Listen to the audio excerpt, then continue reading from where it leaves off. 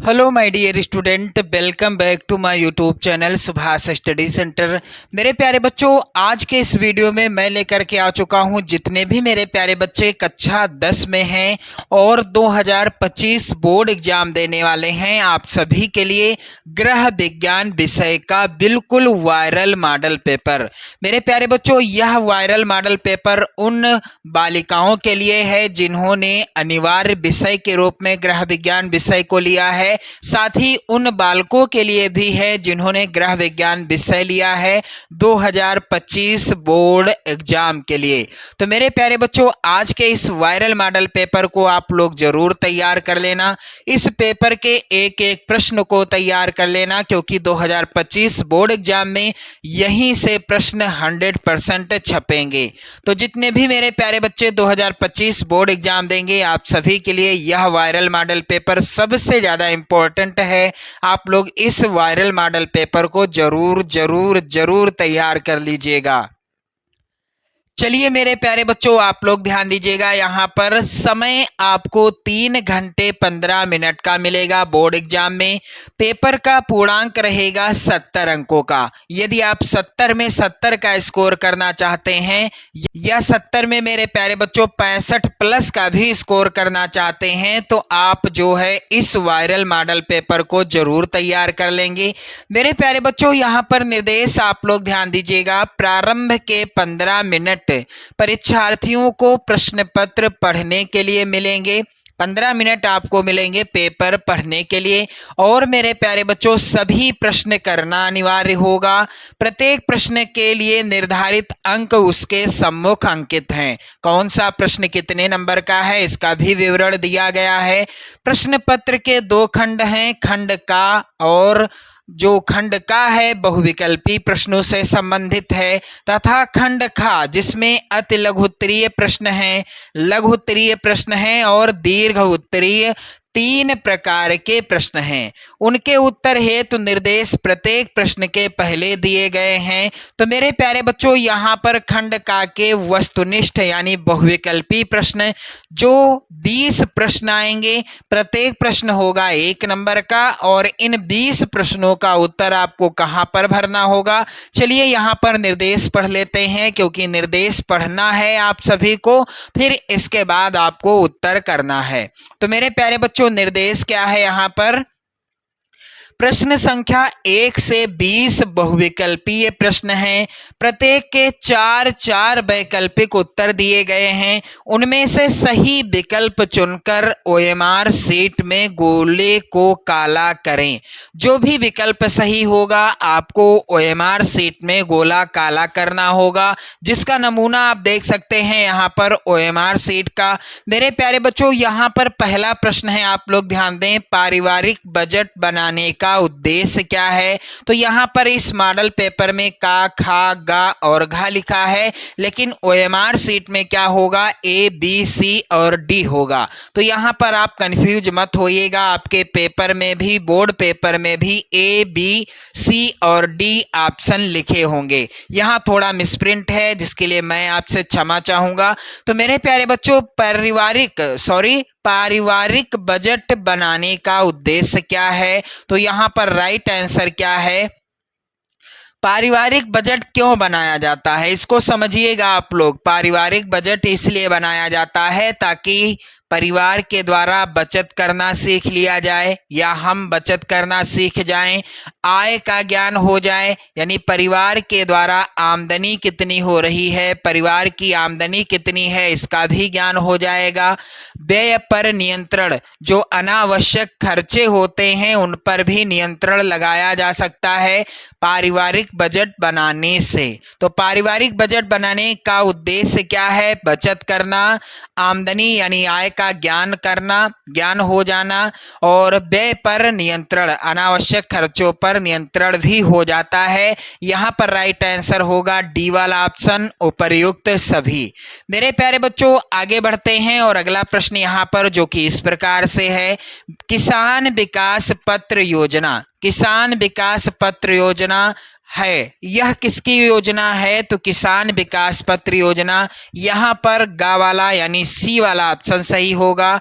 डाक खाने की योजना है। किसकी? डाक खाने की योजना है किसान विकास पत्र योजना। चलिए मेरे प्यारे बच्चों आगे बढ़ते हैं और अगला प्रश्न मोस्ट इम्पोर्टेंट है बोर्ड परीक्षा 2025 के लिए। वैक्यूम क्लीनर का प्रयोग किस लिए किया जाता है? तो वैक्यूम क्लीनर का प्रयोग किस लिए किया जाता है? इसका राइट आंसर क्या होगा? मेरे प्यारे बच्चों आप सभी लोग ध्यान दीजिएगा। वैक्यूम क्लीनर का प्रयोग किया जाता है घर की सफाई के लिए। यहाँ पर तीसरा वाला ऑप्शन क्या होगा? राइट आंसर होगा। वैक्यूम क्लीनर का प्रयोग किया जाता है घर की साफ सफाई करने के लिए।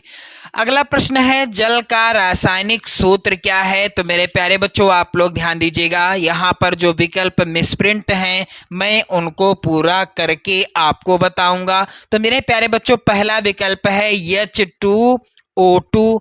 दूसरा विकल्प है यहाँ पर मेरे प्यारे बच्चों H2O।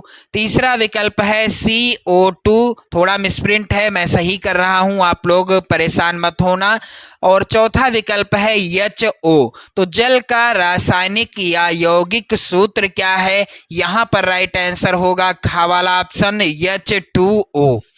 अगला प्रश्न है हैजा किस जीवाणु के द्वारा फैलता है? तो मेरे प्यारे बच्चों हैजा जो है यह फैलता है विब्रियो कालेरा नामक जीवाणु के द्वारा, या विब्रियो कालेरी भी लिखा हो सकता है, आप कंफ्यूज मत होइएगा। अगला जो प्रश्न है ये प्रश्न ऐसा प्रश्न है जो गृह विज्ञान और आपकी सामाजिक विज्ञान यानी SST के लिए भी मोस्ट इम्पोर्टेंट है। तो मेरे प्यारे बच्चों प्रश्न क्या है? विश्व पर्यावरण दिवस किस दिन मनाया जाता है? तो आप सभी जानते हैं प्रत्येक वर्ष 5 जून को विश्व पर्यावरण दिवस मनाया जाता है। कब? प्रत्येक वर्ष 5 जून को विश्व पर्यावरण दिवस मनाया जाता है। अगला प्रश्न है हमारे स्वास्थ्य के लिए किस प्रकार का प्रदूषण हानिकारक है? तो मेरे प्यारे बच्चों हमारे स्वास्थ्य के लिए जल प्रदूषण हानिकारक होता है, क्योंकि यदि हम दूषित जल या प्रदूषित जल का सेवन करते हैं तो हमें अनेक बीमारियों का सामना करना पड़ेगा। यदि हम तेज ध्वनि से किसी भी चीज को सुनते हैं तो हम ध्वनि प्रदूषण से प्रभावित हो जाते हैं। वायु यदि शुद्ध नहीं है, अशुद्ध है, वातावरण अशुद्ध है तो क्या होगा? वायु प्रदूषित हो जाएगी और जिसका प्रभाव हमारे ऊपर जरूर पड़ेगा। तो मेरे प्यारे बच्चों हमारे स्वास्थ्य के लिए जल प्रदूषण भी हानिकारक होता है, ध्वनि प्रदूषण भी हानिकारक होता है, वायु प्रदूषण भी हानिकारक होता है। यहाँ पर राइट होगा आंसर इनमें से सभी। चलिए आगे बढ़ते हैं और अगला प्रश्न है यहाँ पर कौन सा रोग मच्छर द्वारा फैलता है? इनमें से कौन सा रोग है जो मच्छर के द्वारा फैलता है? तो यहाँ पर राइट आंसर क्या होगा? एक ट्रिक याद कर लेना, मच्छर में पहला अक्षर क्या है? माँ है। अब यहाँ पर विकल्प आप लोग ध्यान दें, मलेरिया में पहला अक्षर क्या है? इसमें भी माँ है। तो माँ से मच्छर और माँ से मलेरिया, ये ट्रिक याद रखिएगा, कभी इस तरह का प्रश्न गलत नहीं होगा। एक प्रश्न और आता है कि कौन सा रोग मच्छर के द्वारा फैलता है? तो यहाँ पर ये भी आप याद कर लीजिएगा मेरे प्यारे बच्चों, डेंगू रोग। डेंगू भी मच्छर के काटने से ही फैलता है। चलिए अगला प्रश्न है मेरे प्यारे बच्चों, BCG का टीका किस रोग में लगाया जाता है? तो BCG का टीका किस रोग में लगाया जाता है? इसका राइट आंसर क्या हो जाएगा? यहाँ पर राइट आंसर हो जाएगा क्षय रोग, जिसे क्या कहते हैं? क्षय रोग को तपेदिक भी कहते हैं, क्षय रोग को टीबी भी कहते हैं, टीबी रोग भी कहते हैं। तो आप लोग याद रखना BCG का टीका क्षय रोग या तपेदिक या टीबी रोग में लगाया जाता है। चलिए अगला प्रश्न मेरे प्यारे बच्चों है कपड़े काटने का उचित स्थान क्या है? बिल्कुल आसान प्रश्न आते हैं, आप देख सकते हैं। कुछ प्रश्न ऐसे हैं जिनका उत्तर आप रटेंगे, कुछ प्रश्न ऐसे हैं जिनका उत्तर आपको अच्छे से समझ में आ गया गया तो आपको रटना नहीं पड़ेगा। जैसे कि ये प्रश्न है, कपड़े काटने का उचित स्थान क्या है? तो क्या हाथ में लेकर कपड़ा काटना चाहिए? नहीं, बिल्कुल नहीं, क्योंकि यदि हम कपड़े सिलते हैं और सिलने से पहले उनको हमें नाप के अनुसार काटना पड़ता है, तो हम कहाँ पर काट सकते हैं? जब हम कपड़े को मेज पर रखकर या सपाट जमीन पर या पटरे पर रखकर काट सकते हैं। बाकी हाथ में लेकर, गोद में रखकर या कहीं भी इधर उधर रखकर कपड़ा नहीं काटा जा सकता। चलिए आगे बढ़ते हैं और अगला प्रश्न मेरे प्यारे बच्चों है, कपड़ों या वस्त्रों की धुलाई के लिए कौन सा जल उत्तम होता है? तो मेरे प्यारे बच्चों, कपड़ों या वस्त्रों की धुलाई के लिए सबसे अच्छा जल कौन सा होता है? यहाँ पर खा वाला ऑप्शन सही होगा, मृदु जल। राइट आंसर क्या हो जाएगा? मृदु जल कपड़ों की धुलाई के लिए क्या होता है? सबसे अच्छा माना जाता है। अगला प्रश्न है मेरे प्यारे बच्चों, विटामिन डी की कमी से बच्चों में कौन सा रोग हो जाता है? तो विटामिन डी की कमी से बच्चों में रिकेट्स, जिसे सूखा रोग भी कहते हैं, रिकेट्स या सूखा रोग हो जाता है विटामिन डी की कमी से। चलिए मेरे प्यारे बच्चों, अगला प्रश्न है, इसको तो बिल्कुल नहीं रटना क्योंकि ये प्रश्न कॉमन प्रश्न है। सब्जियों को धोना चाहिए। आप लोग घर में जब सब्जी बनाते हैं तो उसको कब धोते हैं? आप लोग बताइएगा कमेंट करके इसका उत्तर। वैसे मैं आपको सही आंसर बता दूंगा फिलहाल। सब्जियों को कब धोना चाहिए? तो छीलने के बाद धोना चाहिए। जी नहीं, छीलने से पहले ही हमको सब्जियों को धो लेना चाहिए। यहाँ पर खा वाला ऑप्शन सही होगा। काटने के बाद या प्रत्येक बार पहले छीलो उसके बाद धो लो, ये नहीं करना है। चलिए आगे बढ़ते हैं। शरीर वृद्धि में सहायक है, यानी शरीर की वृद्धि में क्या सहायक होता है? तो यहाँ पर दूसरा वाला विकल्प सही हो जाएगा, प्रोटीन जो है शरीर की वृद्धि में सहायक होता है। अगला प्रश्न है मेरे प्यारे बच्चों, मोस्ट इंपॉर्टेंट, अतिसार में रोगी का भोजन होना चाहिए। यदि किसी व्यक्ति को अतिसार हो गया है, अतिसार से पीड़ित है व्यक्ति, तो उसका भोजन कैसा होना चाहिए? यहाँ पर आप लोग ध्यान दें, उसका भोजन होना चाहिए सुपाच्य। यहाँ पर जो है खा वाला ऑप्शन सही होगा। चलिए आगे बढ़ते हैं और अगला प्रश्न मोस्ट इंपॉर्टेंट है आपकी बोर्ड परीक्षा 2025 के लिए। मेरे प्यारे बच्चों, प्रश्न है, चेहरे में कुल कितनी हड्डियां होती हैं? तो चेहरे में कुल 14 हड्डियां होती हैं। यहाँ पर गा वाला ऑप्शन सही हो जाएगा। अगला प्रश्न है, मानव शरीर में पसलियों की संख्या कितनी होती है? तो मानव के शरीर में 24 पसलियां होती हैं। यहाँ पर घा वाला ऑप्शन सही हो जाएगा। आगे बढ़ते हैं और अगला प्रश्न है मेरे प्यारे बच्चों, मोच की पहचान क्या है? मोच की क्या पहचान है? तो मेरे प्यारे बच्चों इसका राइट आंसर क्या हो जाएगा?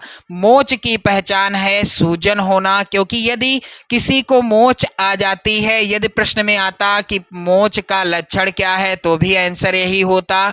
मोच की पहचान या लक्षण क्या है? जब किसी को मोच आ जाती है तो सबसे पहले आप लोग ध्यान दें, सूजन आ जाएगी, पीड़ा यानी दर्द भी होगा। जब मोच आएगी तो दर्द भी होगा, मांसपेशियों में खिंचाव हो जाता है। राइट आंसर है इनमें से सभी। अगला प्रश्न है, मानव शरीर में फेफड़ों की संख्या कितनी होती है? तो आप सभी जानते हैं कि हमारे शरीर में कितने फेफड़े हैं? सिर्फ और सिर्फ 2 फेफड़े हैं। बर्फ की टोपी का प्रयोग कब किया जाता है? तो बर्फ की टोपी का प्रयोग किया जाता है मेरे प्यारे बच्चों तेज ज्वर में। यदि किसी को तेज बुखार आ गया है तो बर्फ की टोपी का प्रयोग किया जाता है। किस लिए? ठंडी सेंक देने के लिए। आप लोग ध्यान दीजिएगा, ठंडी सेंक देने के लिए बर्फ की टोपी का प्रयोग किया जाता है। चलिए मेरे प्यारे बच्चों, अगला प्रश्न है खंडखा वर्णनात्मक प्रश्न है और इसमें अति लघुत्तरीय प्रश्न सबसे पहले आप देखेंगे। निर्देश है यहाँ पर प्रश्न संख्या 21 से 26 अति लघुत्तरीय हैं। प्रत्येक प्रश्न का उत्तर अधिकतम 25 शब्दों के अंतर्गत लिखना है और प्रत्येक प्रश्न आएगा 2 नंबर का। मेरे प्यारे बच्चों प्रश्न संख्या 21 है, यहाँ पर मच्छरों से बचाव के उपाय लिखिए। ये सभी प्रश्न आप लोग 2025 बोर्ड एग्जाम के लिए जरूर तैयार कर लेना, यहीं से प्रश्न 100% पूछे जाएंगे। अगला प्रश्न है वायु प्रदूषण के 4 प्रमुख कारण बताइए, यानी वायु प्रदूषण के 4 प्रमुख कारण कौन कौन से हैं आपको बताना है। अगला प्रश्न मोस्ट इंपॉर्टेंट है, टिटनेस के कारण लिखिए, यानी टिटनेस रोग जो होता है यह किस कारण हो जाता है। प्रश्न संख्या 24 है मेरे प्यारे बच्चों, बचत के 2 लाभ लिखिए। बचत के 2 लाभ कौन कौन से हैं। और अगला प्रश्न संख्या 25 है, यहाँ पर बैंक पासबुक की क्या उपयोगिता है। पासबुक की क्या उपयोगिता है, चलिए इसका उत्तर क्या हो जाएगा। और प्रश्न संख्या 26 है, यहाँ पर सजावट किसे कहते हैं। सजावट किसे कहते हैं, इसका उत्तर क्या होगा, आप लोग आंसर जरूर कमेंट कीजिएगा। इसके बाद आप देखेंगे लघुत्तरीय प्रश्न निर्देश है यहाँ पर, जिसको पढ़ना जरूरी है। प्रश्न संख्या 27 से 31 तक लघु उत्तरीय प्रश्न है। इनके उत्तर अधिकतम आपको 50 शब्दों के अंतर्गत लिखना है। मेरे प्यारे बच्चों प्रत्येक प्रश्न आएगा 4 नंबर का, और इन सभी प्रश्नों को आपको तैयार कर लेना है जो इस मॉडल पेपर में प्रश्न में आपको बता रहा हूं। तो एक बार शेयर कर देना आप लोग इस वीडियो को, और चैनल पर यदि आप नए हैं तो चैनल को भी सब्सक्राइब कर लीजिएगा। मेरे प्यारे बच्चों प्रश्न संख्या 27 है, पर्यावरण प्रदूषण का जनजीवन पर पड़ने वाले प्रभाव को लिखिए। और अथवा में प्रश्न है, जल किन कारणों से अशुद्ध होता है। अशुद्ध जल से होने वाले रोगों की सूची बनाइए। मेरे प्यारे बच्चों ये सभी प्रश्न इंपॉर्टेंट हैं, आप लोग जरूर तैयार कर लेना। चलिए आगे बढ़ते हैं, और अगला प्रश्न जो कि इस प्रकार से है, प्रश्न है ग्रह गणित का ज्ञान एक गृहिणी के लिए क्यों आवश्यक होता है। और अथवा में प्रश्न है जिसको आप जरूर तैयार कर लेंगे, चेचक के कारण लक्षण व रोग से बचने के उपायों का वर्णन कीजिए। प्रश्न संख्या 29 है मेरे प्यारे बच्चों, बेबी फ्रॉक को आकर्षक बनाने के लिए क्या क्या प्रयोग करेंगी। और अथवा में प्रश्न है यहाँ पर 12% साधारण ब्याज की दर से 6,000 रुपए का 6 वर्ष में कितना ब्याज होगा। मेरे प्यारे बच्चों यहाँ पर प्रश्न अगला आप लोग ध्यान दें, रोगी को किस प्रकार का आहार देना चाहिए। और अथवा में प्रश्न है कंधे का जोड़ उतरने पर क्या उपचार देते हैं। तो मेरे प्यारे बच्चों ये सभी प्रश्न आप लोग तैयार कर लेना। अगला प्रश्न यहाँ पर जिसे आप लोगों को तैयार कर लेना है, ठंडी सेंक कब दी जाती है। ठंडी सेंक देने की विधियां लिखिए। और अथवा में प्रश्न है अशुद्ध जल को शुद्ध करने के लिए किन्हीं 2 घरेलू विधियों को लिखिए। अगला प्रश्न है यहाँ पर आप देखेंगे दीर्घोत्तरीय प्रश्न के अंतर्गत निर्देश है। प्रश्न संख्या 32 से 34 तक दीर्घोत्तरीय हैं। प्रश्न संख्या 32 व 33 के विकल्प दिए गए हैं। प्रत्येक प्रश्न के एक ही विकल्प का उत्तर लिखना है। प्रत्येक प्रश्न के उत्तर 100 शब्दों के अंतर्गत लिखना है। तो चलिए प्रश्न संख्या 32 आप लोग ध्यान दें, श्वसन तंत्र का नामांकित चित्र बनाते हुए श्वसन क्रिया का महत्व बताइए। और इस तरह का प्रत्येक प्रश्न आएगा 6 नंबर का। अगला प्रश्न मेरे प्यारे बच्चों है यहाँ पर अथवा में डेंगू रोग के कारण लक्षण एवं उनसे बचने के उपायों का वर्णन कीजिए। प्रश्न अगला है यहाँ पर आकार के अनुसार रसोई घर के विभिन्न प्रकारों का वर्णन कीजिए। और अथवा में प्रश्न है बेबी फ्रॉक की प्रमाणिक नाप, यहाँ पर नाप होगा, देखते हुए उसकी ड्राफ्टिंग तैयार कीजिए। अगला है प्रश्न गर्म पानी की बोतल के प्रयोग की विधि बताइए। तो इस तरह से आप लोग ध्यान दें, इन सभी प्रश्नों का आंसर आपको करना है। और ये सभी प्रश्न इंपॉर्टेंट हैं आपकी बोर्ड परीक्षा 2025 के लिए। तो मेरे प्यारे बच्चों वायरल मॉडल पेपर है, आप लोग जरूर तैयार कर लो। और चैनल पर यदि आप नए हैं तो चैनल को भी सब्सक्राइब कर लीजिएगा। जय हिंद।